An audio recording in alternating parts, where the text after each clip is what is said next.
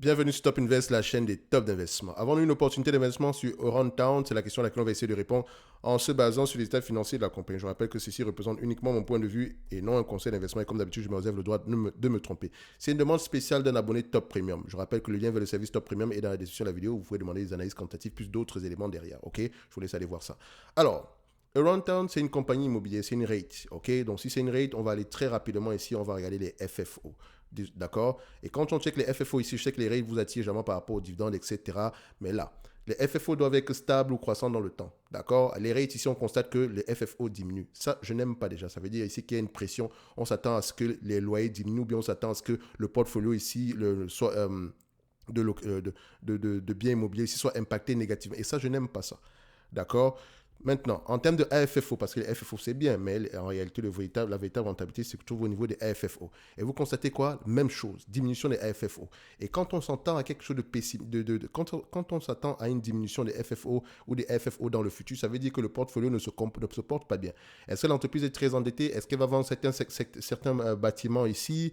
Ou bien est-ce que le taux d'occupation est en train de diminuer, etc., etc. Il y a des questions à poser derrière. Parce que je sais qu'au niveau des rates, ici, on va voir, les rates surtout européennes, on va avoir tendance ici à accorder beaucoup d'importance au net asset value, mais sachez que le net asset value également aura tendance à diminuer. D'accord?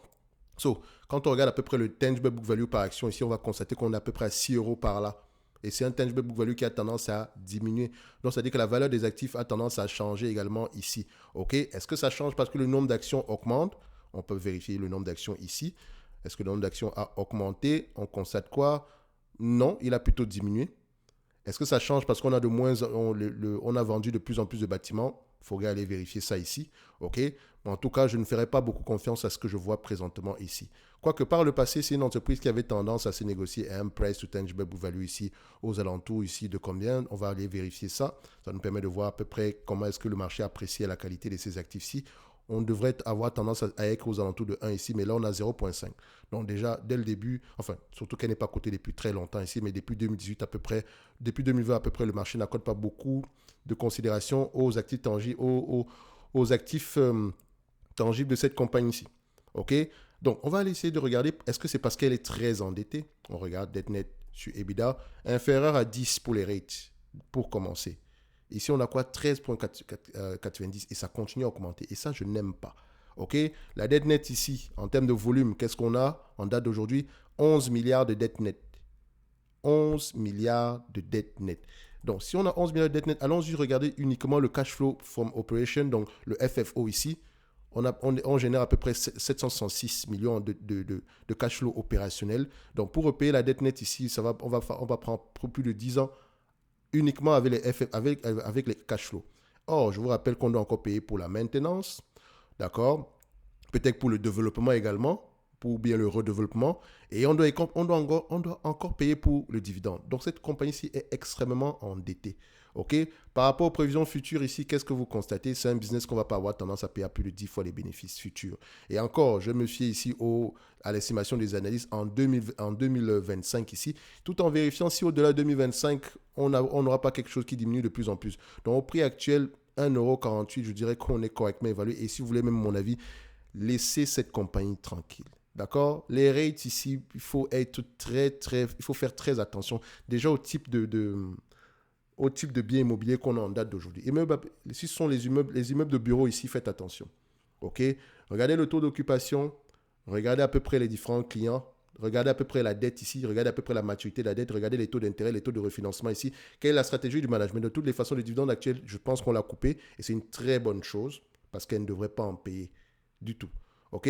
Donc, pas de temps à perdre, Runtown, poubelle. Et vous allez voir que c'est une compagnie allemande, non, c'est du Luxembourg ici. Et on a les mêmes problèmes avec les entités comme Vonovia, encore que Vonovia, c'est encore du résidentiel, donc elle pourrait même encore s'en sortir. OK?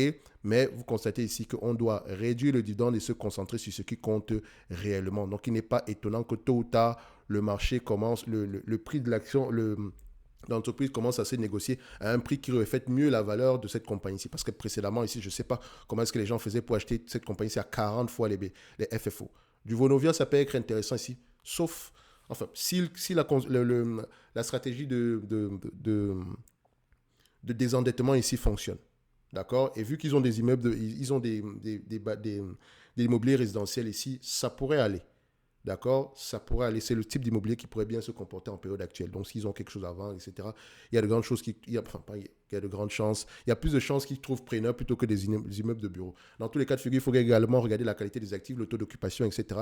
Les gens ont tendance à racheter ici des biens immobiliers où le taux d'occupation est parfois très élevé ici, surtout si c'est pour faire ici de la location derrière. OK?